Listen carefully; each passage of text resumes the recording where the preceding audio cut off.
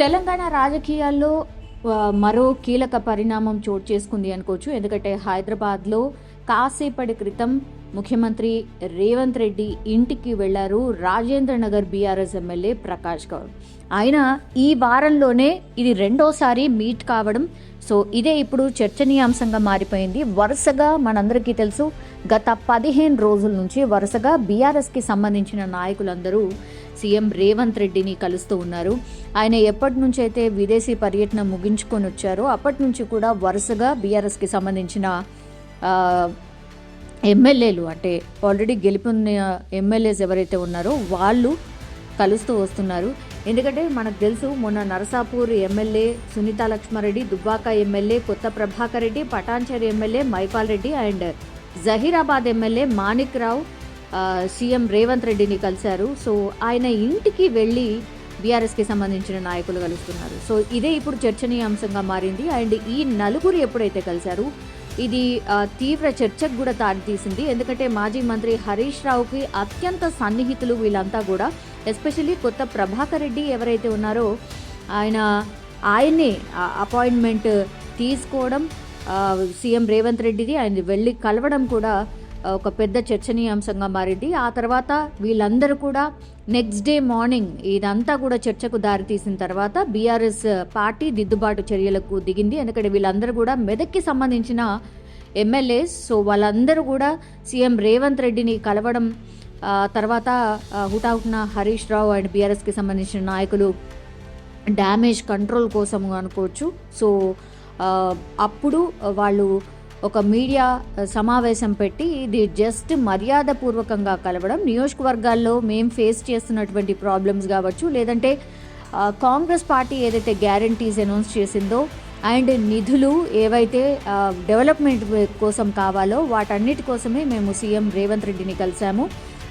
మీరు దీన్ని పూర్తిగా రాద్ధాంతం చేస్తున్నారు, సీఎం రేవంత్ రెడ్డిని ఈ ఒక్కసారి కలిసినందుకు ఇంత రాద్ధాంతం చేస్తున్నారు, మేము పదే పదే కలిసే అవకాశం కూడా ఉంటుంది, సీఎం రేవంత్ రెడ్డిని కలిసినంత మాత్రాన పార్టీ మారతారన్న ప్రచారం చేయడం ఇది ఎంతవరకు కరెక్ట్ కాదు అన్నటువంటి మాట బీఆర్ఎస్కి సంబంధించిన ఈ నలుగురు ఎమ్మెల్యేలు చెప్పడం జరిగింది. కానీ అయినా సరే ఆ తర్వాత మనకు తెలుసు, నిన్ననే మాజీ ఎమ్మెల్యే ఎవరైతే ఉన్నారో తీగల కృష్ణారెడ్డి, ఆయన మహేశ్వరంకి సంబంధించిన టికెట్ ఆశించారు బీఆర్ఎస్ నుంచి. ఆయన బీఆర్ఎస్ నుంచి ఎప్పటి నుంచో ఆయన ఉంటూ వస్తున్నారు. కానీ మొన్నటి ఎలక్షన్స్లో కూడా బీఆర్ఎస్ మహేశ్వరం టికెట్ ఆశించారు. బట్ సబితా ఇంద్రారెడ్డికే మళ్ళీ టికెట్ కేటాయించారు. ఆయన అంతకంటే ముందు ఆ తర్వాత కూడా ఆయన అసంతృప్తిగా ఉన్నారు అన్నటువంటి వార్తలు ఫ్రీక్వెంట్గా వస్తూనే ఉన్నాయి. నిన్న రేవంత్ రెడ్డిని కలిసిన తర్వాత ఆయన కూడా పార్టీ మారతారు, తీగల కృష్ణారెడ్డి కూడా పార్టీ మారతారన్న ప్రచారం జోరుగా సాగింది. ఇంకా ఈ రోజు అయితే ఇప్పుడు మనం తెలుసు, ప్రకాష్ గౌడ్ ఎవరైతే ఎమ్మెల్యే ఉన్నారో ఆయన రాజేంద్ర నగర్, అంటే హైదరాబాద్కి సంబంధించి మనందరికీ తెలిసిందే, కాంగ్రెస్ పార్టీ హైదరాబాద్ చుట్టుపక్కల ఏదైతే 15 నియోజకవర్గాలు ఉన్నాయో అందులో ఒక్కటి కూడా గెలవలేదు. ఆ విషయం కూడా చాలామంది చర్చించుకున్నారు. అంటే హైదరాబాద్లో ఎందుకు గెలవలేదు అన్నటువంటి మాట కూడా మాట్లాడారు. అలాంటిది వరుసగా బీఆర్ఎస్కి సంబంధించిన ఎమ్మెల్యేస్ కలవడం అండ్ ఎస్పెషల్లీ ఈరోజు ప్రకాష్ గౌడ్ ఎమ్మెల్యే, ఆయన రాజేంద్ర నగర్కి సంబంధించిన ఎమ్మెల్యే, సో ఆయన సీఎం రేవంత్ రెడ్డిని కలవడం. సో అది 1 వీక్లో ఇది సెకండ్ టైం ఆయన కలవడంతో ఇంకా పార్టీ మారడం పక్క బీఆర్ఎస్ నుంచి కాంగ్రెస్కి జంప్ కాబోతున్నారు అన్నటువంటి మాట అయితే జోరుగా వినిపిస్తోంది. మరి ఆయన ఏమైనా స్వయంగా వచ్చి ఏమైనా చెప్పబోతున్నారా? ఎందుకంటే మనకు విజువల్లో స్పష్టంగా కనిపిస్తోంది, కండువా కప్పుతున్నారు. సో మరి పార్టీ మారినట్టు ఫిక్స్ అయిపోయింది అనుకోవచ్చా అనేది కూడా ఒక చర్చ అయితే నడుస్తోంది.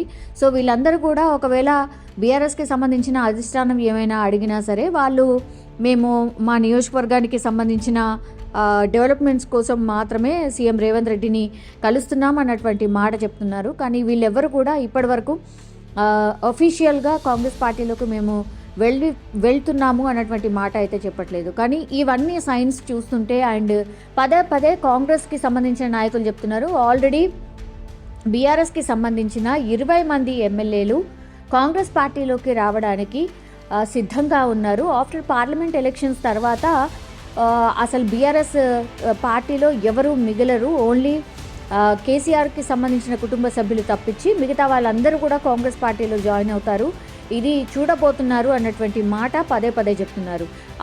బీఆర్ఎస్ వాళ్ళేమో దీనికి కౌంటర్ అటాక్ చేస్తున్నారు. ఎస్పెషల్లీ కేటీఆర్ అండ్ హరీష్ రావు మాత్రం కౌంటర్ అటాక్ చేస్తున్నారు. ఆఫ్టర్ పార్లమెంట్ ఎలక్షన్స్ అసలు ఆ పార్టీ అంటే కాంగ్రెస్ పార్టీ అసలు ఉండదు, కాంగ్రెస్ పార్టీ కూలిపోతుంది. ఎందుకంటే ఆల్రెడీ ప్రజల్లో వ్యతిరేకత మొదలైంది. 6 గ్యారంటీలు అన్నారు, అవన్నీ కూడా 420 హామీలు, అవి నెరవేర్చే ప్రయత్నం చేయట్లేదు. అట్లాంటిది ఏదో ఒక సాకు చెప్పి తప్పించుకునే ప్రయత్నం జరుగుతోంది అన్నటువంటి ప్రచారం బీఆర్ఎస్ పార్టీ చేస్తోంది. సో వీళ్ళిద్దరి మధ్యలో మాటల యుద్ధం జరుగుతున్నప్పుడే వరుసగా బీఆర్ఎస్కి సంబంధించిన ఎమ్మెల్యేలు ఎవరైతే ఉన్నారో వాళ్ళందరూ కూడా సీఎం రేవంత్ రెడ్డిని కలవడం వెనుక ఆంతర్యం ఏమిటి, మరి వీళ్ళందరూ ఎవరైతే కలిసిన వాళ్ళు ఉన్నారో, మొన్న కలిసినటువంటి వాళ్ళైతే లేదు మేము ప్రోటోకాల్ పాటించట్లేదు, మేము ఎక్కడికైనా వెళ్తే సో ఆ ఇష్యూ మీద మాట్లాడాం అండ్ నియోజకవర్గ అభివృద్ధి గురించి మాట్లాడడం తప్పించి మాకు పార్టీ మారే ఆలోచన లేదు అన్నటువంటి మాట మొన్న ఎవరైతే 4 కలిశారో ఫస్ట్ వాళ్ళు చెప్పడం జరిగింది. కానీ ఈరోజు మరి రాజేంద్ర నగర్కి సంబంధించిన ఎమ్మెల్యే ప్రకాష్ గౌడ్ మాత్రం ఆల్మోస్ట్ అంటే 1 వీక్లోనే ఇది సెకండ్ టైం కలవడం కాబట్టి మరి ఈయన పార్టీ మారే అవకాశాలు ఉన్నాయా అన్నటువంటి వార్త మాత్రం వినిపిస్తోంది. అండ్ ఈయన బ్యాక్గ్రౌండ్ కూడా టీడీపీకి సంబంధించిన నాయకుడు అండ్ సీఎం రేవంత్ రెడ్డి కూడా గతంలో టీడీపీకి సంబంధించిన నాయకుడే కాబట్టి మరి అప్పటి నుంచి కూడా వీళ్ళ మధ్యలో సత్సంబంధాలు కొనసాగుతూనే ఉన్నాయి. సో టీడీపీకి సంబంధించిన నాయకులు ఎవరైతే ఉంటారో వాళ్ళు డెఫినెట్లీ ఏ పార్టీలో ఉన్నా చాలా సన్నిహితంగా ఉంటూ ఉంటారు. కాబట్టి మరి రేవంత్ రెడ్డికి కూడా ఇప్పుడు ప్రకాష్ గౌడ్ ఎవరైతే ఉన్నారో ఆయన కూడా గతంలో టీడీపీకి సంబంధించిన బ్యాక్గ్రౌండే. అండ్ నిన్న తీగల కృష్ణారెడ్డి ఎవరైతే కలిశారో మాజీ ఎమ్మెల్యే, ఆయన కూడా టీడీపీకి సంబంధించిన బ్యాక్గ్రౌండ్ ఉన్నటువంటి వాళ్ళే. సో వీళ్ళందరూ కూడా మరి ఖచ్చితంగా మా పార్టీ మారబోతున్నారా అన్నటువంటి చర్చ మాత్రం జోరుగా సాగుతోంది. మరి నిజంగానే పార్టీ మారతారా లేరా, ఇట్లాంటి ప్రచారం మొన్న కూడా ఇట్లాంటి ప్రచారం జరిగినప్పుడు 4 ఎమ్మెల్యేలు ఎవరైతే ఉన్నారో వాళ్ళు ప్రెస్ మీట్ పెట్టి లేదు మేము ఏ పార్టీ మారటం లేదు అన్నటువంటి మాట చెప్పారు. మరి ఇప్పుడు ప్రకాష్ గౌడ్ అట్లాంటి క్లారిఫికేషన్ ఏమన్నా ఇస్తారా లేదా చూడాల్సిందే. బట్ పార్లమెంట్ ఎలక్షన్స్ కంటే ముందు ఇలాంటి పరిణామాలు చోటు చేసుకోవడం మరి బీఆర్ఎస్ పార్టీకి సంబంధించిన క్యాడర్ అండ్ నాయకులు కొంత గందరగోళం అయితే కనిపిస్తోంది. చూడాలి మరి బీఆర్ఎస్ పార్టీ దిద్దుబాటు చర్యలు చేపట్టబోతోందా, మరి దీన్ని ఎంత సీరియస్గా తీసుకోబోతుంది ఏంటి అనేది వేచి చూడాల్సిందే.